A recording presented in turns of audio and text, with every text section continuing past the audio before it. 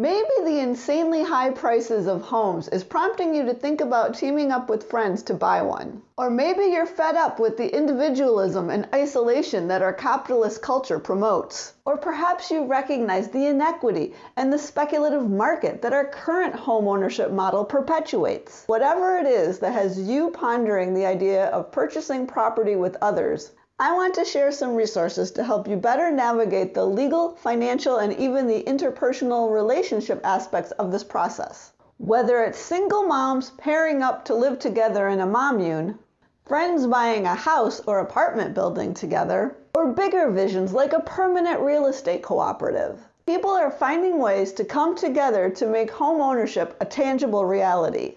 This first resource is from Hadassah Damien of Ride Free Fearless Money.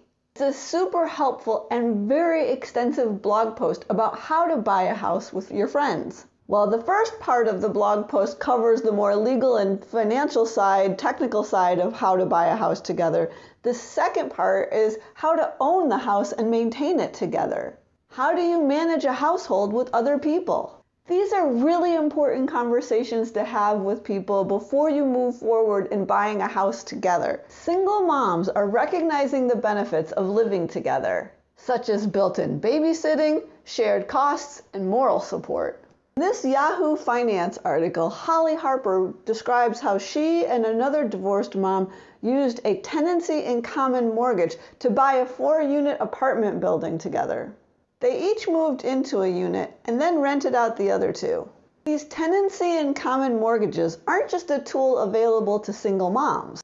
Groups of family, friends, and like-minded people can use this tool as well. And in this Kirsten Dirksen video on YouTube, she explores another option used by Johnny Sanfilippo. When he and his friends wanted to buy this apartment building, but none of them could qualify for a conventional mortgage individually, they decided to team up and approach the purchase as investors. In the end, they qualified for a loan as real estate investors, bought the apartment building, and then rented the units out to themselves. And for those looking to help us evolve towards better and more equitable property ownership models, check out the East Bay Permanent Real Estate Cooperative, which in their own words organizes with tenants and community groups in the East Bay area of California to purchase and liberate properties, taking them off the speculative market, creating permanent affordable housing and commercial spaces. The Sustainable Economies Law Center, or SELC, created this guide to starting a permanent real estate cooperative to help people navigate the structural and legal aspects of establishing one of these entities. And one of the Sustainable Economy Law Center's initiatives is this Radical Real Estate Law School. And as you can see, their resource library contains all kinds of tools to help us make our co-housing visions a reality.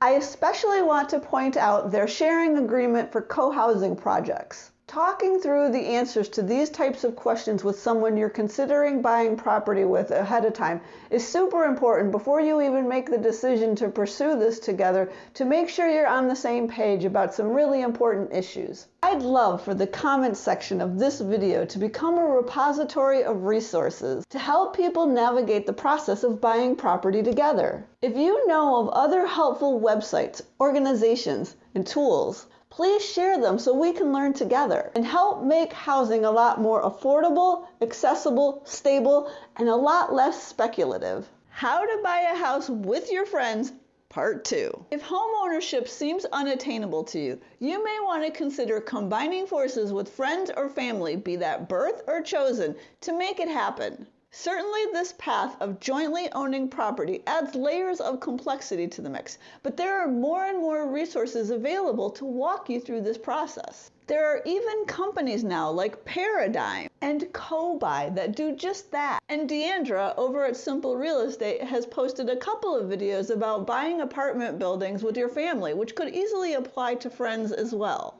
And while it's not the focus of her book, popular TikToker Madeline Pendleton does discuss her journey of buying a duplex with her boyfriend and another friend.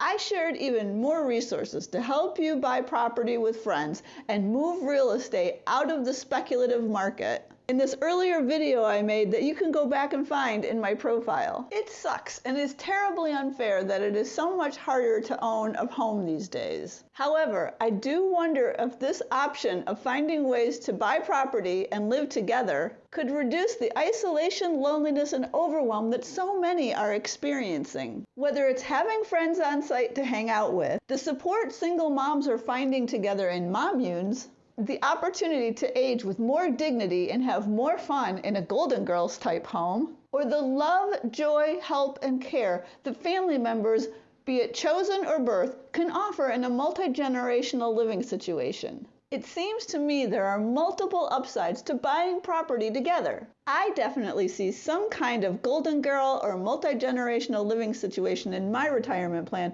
as an alternative to moving into an assisted living facility. Of course, buying a property together is a big financial and emotional commitment, not to be entered into without a lot of forethought and honest conversation to make sure your lifestyle visions align. I shared some questions to help you assess those things in that earlier video that I mentioned right here. And yes, we need to keep advocating and pushing for policies and practices that make home ownership and housing in general far more accessible. But maybe this strategy of buying property with others can make home ownership and housing in general a bit more accessible in the meantime. And maybe add a bit more companionship, spontaneity, and fun to people's lives. Are you one of the many people longing to live in an eco-village or intentional community, or otherwise just strengthen your ties to others and feel less isolated? If so, you might be interested in something myself and a small group of friends are pursuing. We're calling it a decentralized intentional community because we all live in separate households, albeit within 2 to 3 miles of each other. All of us garden, practice permaculture in various ways, and want to strengthen our relationships with each other and want to increase our resilience in the face of climate change. We decided to start out by getting together once a month for some kind of structured activity around food preservation. Our first gathering took place in late summer, so we worked together to pickle the avocado abundance from one of our trees. During the holiday time, we pooled the herbs we'd each grown and dried to make tea mixes to gift family and friends. Recently, we all went camping together at another friend's property where we got to help them harvest their wild citrus crop and take some of it home with us. We have to make the effort to plan and coordinate something every month. It definitely takes some texting back and forth to get things planned. So far, the results have far exceeded anything any of us could have anticipated originally, and we all feel the richer for it. For those of you yearning to live a life more connected to others, this decentralized intentional community may be a good option for you as well. What if you could spark and build community right where you live? That's what my friend Sarah is doing by hosting simple pop-up coffee gatherings in her yard, and it's always a dog-friendly event. She keeps it simple, asking people to bring their own mugs and chairs. She'll set out some coffee and a few food items to share. Others will add to it. This last time, I brought a thermos of cardamom tea. Recently, she tried something new and set out a swap table where people could bring items they no longer need and take things they want for free. Her neighbors rave about these gatherings, and many of them linger chatting long beyond the 10 a.m. stop time. If you live in an apartment building, maybe you could try hosting this in a nearby park.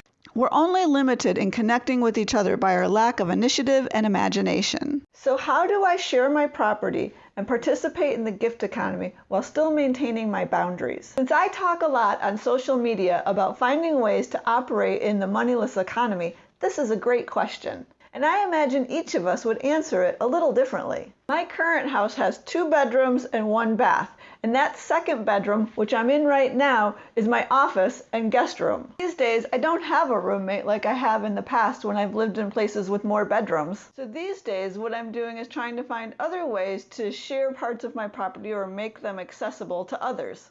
And that's mostly happened with my garage, which is available because I park my car outside. I've let friends who are between living arrangements store their belongings in my garage for several months. At one point, I also let a friend who had fallen on hard times crash on a bed in my garage. I let him stay for 3 months because that felt like enough time for him to have some space to look around and find some other options. And it also respected my boundaries. And all of that fruit you see there at the base of my garage doors is there because it had just been delivered for the Florida Fruit Co-op to my home. That's because I let them store their inventory and supplies in my garage in exchange for free fruit and a semi-regular massage. And they do pay me a little bit of money to help cover the cost of having their refrigerator plugged in all the time. The primary boundary I set here is that they can only access the garage or have fruit delivered between 6 a.m. and 10 p.m. because I'm a very light sleeper. Then outside of the garage, since I have such a long driveway, I let my friends who run a creative arts nonprofit called the Illumination Project park their trailer full of festival supplies here in my driveway year-round. It's not in my way at all, and I know it really helps them. And lastly, there's a really nice shed in my yard that I don't use for much. So when the volunteers who run our local monthly clothing swap needed a place to store their clothes and supplies between swap meets, I offered them the use of this shed. Their stuff is absolutely not in my way, and usually the volunteers are only here to load and unload those items once a month. So those are the main ways I've so far made my current property a community resource while also respecting my own boundaries. Are there talents and resources you have that you could be sharing more while still respecting your own boundaries?